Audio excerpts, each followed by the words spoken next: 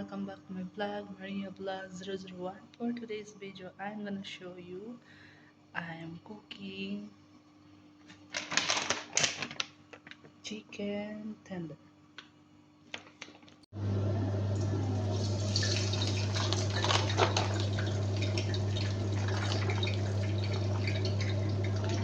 another one.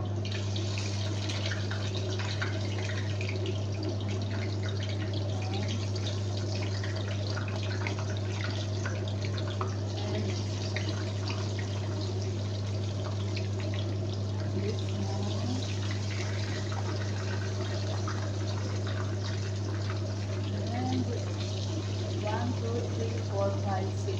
Only 6 pieces, guys. As you can see, chicken tender.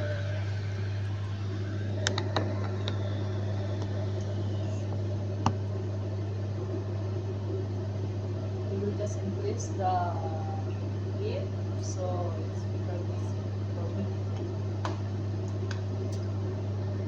We will just leave it, guys, until like 4 to 5 minutes until it's get like little bit brown, because this is already like orange. It's already orange, so we need only to make a little bit brown for this one, for us to make sure that it's already cooked, guys, so we will not feel like stomach hurt or anything. Guys, see, it's already wait,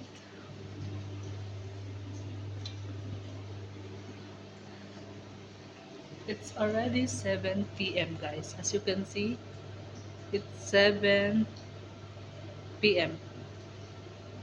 but see the sunset here in Jordan is still, guys. Okay, guys, this is the finished product. See, it's a golden brown.